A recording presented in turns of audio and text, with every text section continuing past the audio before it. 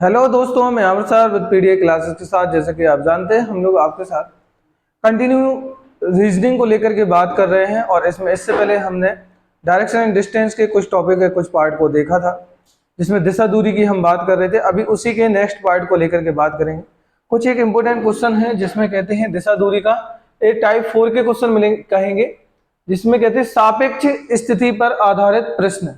मैं बता दूं, जो आगामी परीक्षा है जैसे एसएससी सीजीएल है, एसएससी एमटीएस है, सीएचएसएल है, और अभी आरपीएफ एसआई और आरपीएफ कांस्टेबल के भी एग्जाम है, और भी अदर्स एग्जाम है, उन सब में इंपॉर्टेंट रहेगा। तो एसएससी सीपीएसआई वगैरह जितने भी एग्जाम्स हैं उनमें काम आएगा। और एमपीसी सेट हो, ऑल इंडिया का कोई भी एग्जाम हो जिसमें रीजनिंग टॉपिक हो, तो डायरेक्शन एंड डिस्टेंस बहुत ही इंपॉर्टेंट टॉपिक है। चलो हम बात करते हैं अगले हम टॉपिक की। कुछ क्वेश्चन मैं आपके साथ लाया हूं, इनकी प्रैक्टिस करेंगे।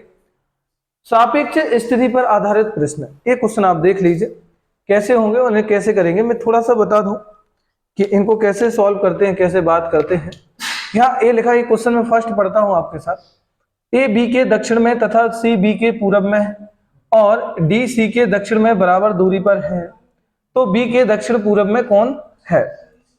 इसी प्रकार एक क्वेश्चन देखो, एक्स वाई के ईस्ट मतलब पूरब में, जो जेड के नॉर्थ में है, यदि पी जेड के साउथ में हो तो बाई की दिशा, तो फिर बाई की किस दिशा में पी होगा। तो ये क्वेश्चन देख रहे हैं कैसे, तो ये डायरेक्शन पूछ रहा है, एक दूसरे के सापेक्ष है। वो कह रहा है ए बी के इस दिशा में, बी सी के इस दिशा में है, तो डी के दिशा में या डी के सापेक्ष कौन होगा, या डी की दिशा में ए किस दिशा में होगा। इस प्रकार के क्वेश्चन है। चलो पहला क्वेश्चन देखते हैं हम लोग। अच्छे से समझना, आपको ये क्वेश्चन समझना है। इसमें लिखा है ए बी के दक्षिण में, जैसे मैंने कहा ए बी के साउथ या दक्षिण में है, तो मैं क्वेश्चन यहां करूंगा कि बी के दक्षिण में कौन। मैंने क्वेश्चन क्या किया, बहुत ही अच्छे से समझना है यहाँ पे कि बी के दक्षिण में कौन, तो आंसर हो जाएगा बी के दक्षिण में आपका ए। तो फिर ए के उत्तर में कौन, तो ए के उत्तर में हो जाएगा बी। सिंपल है। ऐसे क्वेश्चन खुद आप इससे कीजिए। जैसे ये लिखा, फिर आगे सी बी के पूरब में, जैसे मैंने लिख दिया सी बी के पूरब में है, ईस्ट में है, तो बी के ईस्ट में कौन, तो ए बी है। बी का ईस्ट कौन होगा, ए होगा, तो कौन हो जाएगा, सी हो जाएगा। तो ये क्वेश्चन खुद करेगा। और फिर मैं अगर बात करूं तो सी के इस तरफ कौन, तो सी जो बी होगा, ए आपका क्या हो जाएगा, वेस्ट हो जाएगा। तो ऐसे आपको समझना है, बेसिक से क्वेश्चन है।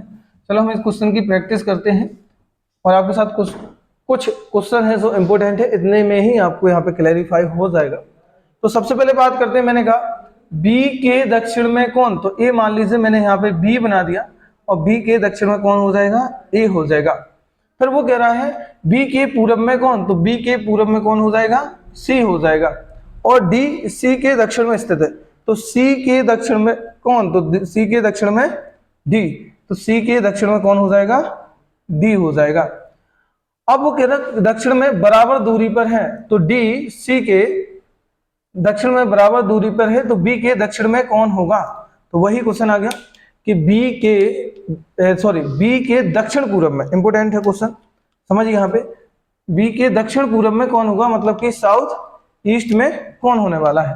आपको मैं पहले डायरेक्शन बता चुका हूं, ए आपकी नॉर्थ हो जाती है, ए आपकी साउथ है, ए ईस्ट है, और ए क्या है, आपकी वेस्ट है। अगर मैं इसको इस प्रकार से डिवाइड कर दूं तो ये नॉर्थ ईस्ट हो जाएगी, ये आपकी साउथ वेस्ट हो जाएगी, और इस प्रकार से अगर डिवाइड कर दूं ये साउथ ईस्ट हो जाएगी, और ये क्या हो जाएगी, नॉर्थ वेस्ट हो जाएगी। अब यहाँ पे क्वेश्चन क्या पूछा है, दक्षिण पूरब। दक्षिण पूरब का मतलब हो जाएगा साउथ ईस्ट, साउथ ईस्ट पूछा है। तो बी के दक्षिण पूरब में कौन, तो अगर हम इसकी डायरेक्शन बनाएंगे तो किस प्रकार से आएगी, इस प्रकार से आएगी। तो बी के दक्षिण पूरब में कौन हो जाएगा, डी। तो इसका राइट आंसर क्या होगा, इसका राइट आंसर होगा आपका डी। तो एक क्वेश्चन से आप ये समझ गए होंगे कि इनको कैसे प्रैक्टिस करनी है, कैसे इनको अच्छे से मतलब इनको क्लैरिफाई करके समझना है। सबसे पहले तो इस प्रकार के क्वेश्चन को समझने के लिए आपको सबसे उसी में आंसर उसका छपा रहता है कि उसने कहा बी के दक्षिण में कौन, ए के दक्षिण में कौन, बी के पूरब में कौन, सी के पश्चिम में कौन, तो ए वो खुद बोलेगा। अगला क्वेश्चन है एक्स, जैसे लिखा वाई के ईस्ट में, वाई के ईस्ट में कौन, एक्स, सीधा लिखो, ए लिखा मैंने, वाई के ईस्ट में कौन, एक्स, ये ईस्ट हो जाएगा। जो जेड के नॉर्थ में है, जो इंपोर्टेंट क्वेश्चन है, अब जो का मतलब क्या है, जो जेड के, देखो वाई के ईस्ट में एक्स, वाई के ईस्ट में, तो वाई के ईस्ट में कौन है, वाई के पूरब में कौन, एक्स, एक्स जो जेड के नॉर्थ में है, जेड का नॉर्थ, तो इसके नीचे जाएगा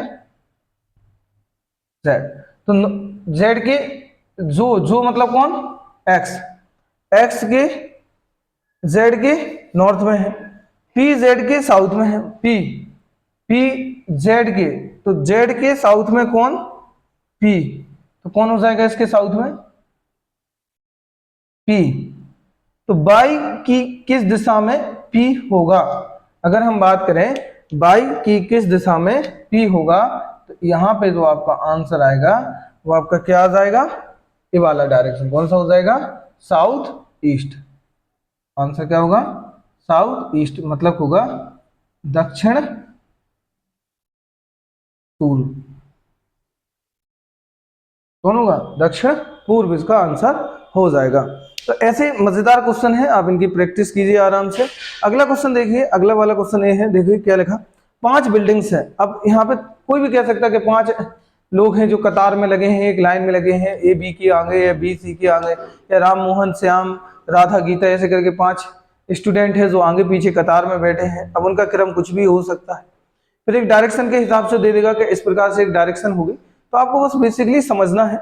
तो 5 बिल्डिंग्स है ए बी सी डी करके, और ई इस प्रकार स्थिति है कि ए के नॉर्थ में है, तो देखो क्वेश्चन यहां से उठाएगा कि ए के नॉर्थ में कौन है, बी, यहां देखिए ए वाला क्वेश्चन है, ये वाला, तो ए के नॉर्थ में कौन है, बी, तो ए के उत्तर में कौन है, बी है, बी के पूरब में कौन है, सी, तो बी का पूर्व कहां होगा, बी के पूर्व, तो बी का पूर्व हो जाएगा सी, तो बी के पूर्व में सी है, ए के पश्चिम में ए है, ए के पश्चिम में कौन है, ई, तो ए का पश्चिम ई, तो ए के पश्चिम में कौन होगा, ई, तथा ई के दक्षिण में डी है, ई के दक्षिण में क्या है, डी, ई के दक्षिण में डी, तो ई के दक्षिण में डी है, तो सी किस दिशा की ओर स्थित है, सी, तो डी सी के किस दिशा की ओर स्थित है, तो सी की अगर मैं बात करूं, सी के किस दिशा की ओर स्थित है कौन, डी, ए वाली दिशा, तो ये डायरेक्शन आपको दिख रही है, स्टार्ट हुए थे हम यहां से चलना, तो सी के किस डायरेक्शन में ये होगा, तो आपका आंसर हो जाएगा साउथ वेस्ट, इसका आंसर क्या होगा, तो इसका जो राइट आंसर होने वाला है वो आपका क्या हो जाएगा, साउथ वेस्ट। तो यहां से ये देखिए ये वाली डायरेक्शन कौन सी आएगी, साउथ वेस्ट, तो यहाँ पे राइट आंसर आएगा आपका दक्षिण पश्चिम, साउथ वेस्ट। तो इससे आप ये अंदाजा लगा सकते हैं, आइडिया लग ही गया होगा कि किस प्रकार के सापेक्ष स्थिति के क्वेश्चन आते हैं, सापेक्ष दूरी के क्वेश्चन आते हैं, किस प्रकार से इनको डायरेक्शन एंड डिस्टेंस में इंपॉर्टेंट है, कैसे इन्हें करना पड़ता है। इसकी चलो आगे प्रैक्टिस करते हैं हम लोग। अगला क्वेश्चन देखिए यहाँ पे, क्वेश्चन नंबर 4 है, राम का घर कृष्णा के घर के दक्षिण में स्थित है, दक्षिण में है, दक्षिण, राम का घर कृष्णा के घर के दक्षिण में है, एक गलत तो एक मिनट, दक्षिण में है, और मोहन का घर कृष्णा के घर के पूरब में। तो सबसे पहले देखो राम का घर किसके घर के, कृष्णा के घर के किस दिशा में है, दक्षिण में, तो सबसे पहले कृष्णा, ये हो गया कृष्णा का घर, तो कृष्णा के किस दिशा में, दक्षिण में, तो यहां हो जाएगा राम, ये हो गया राम का घर, तो कृष्णा के दक्षिण में राम का घर है। फिर मोहन का घर कृष्णा के घर के पूरब में है, तो किसके घर के, कृष्णा के घर के किसमें, पूरब में, तो कृष्णा के घर के पूरब में कौन का घर है, किसका घर है, मोहन का घर, ठीक है, मोहन का घर। तो राम का घर मोहन के घर के किस दिशा में है, तो राम का घर मोहन के घर के किस दिशा में है, तो डायरेक्शन ए निकलेगी, और आपका राइट आंसर क्या आएगा, ए वाला आएगा, आंसर हो जाएगा यहाँ कौन सा, उत्तर पूरब, मतलब राइट आंसर होगा इसका नॉर्थ ईस्ट। इतने क्वेश्चन की प्रैक्टिस काफी आप लोगों के लिए। अब जहां ज्यादा ये क्वेश्चन अगर और प्रैक्टिस करना है तो आप मुझे कमेंट सेक्शन में और बताइएगा कि मैं और प्रैक्टिस कराऊं आपको। नहीं तो आप कोई भी किसी भी डायरेक्शन डिस्टेंस का कोई भी टॉपिक कहीं के भी क्वेश्चन PYQ मिल जाए, आप उनको सीधा प्रैक्टिस करिए, आराम से बनेगा। या ओल्ड प्रीवियस ईयर के क्वेश्चन हो, इसका एक टाइप और बचा है, मैं उसकी और बात जरूर करूंगा। फिर इसके बाद कंप्लीट हो जाएगा। फिर मिलते हैं हम लोग नेक्स्ट पार्ट में। Okay, thank you.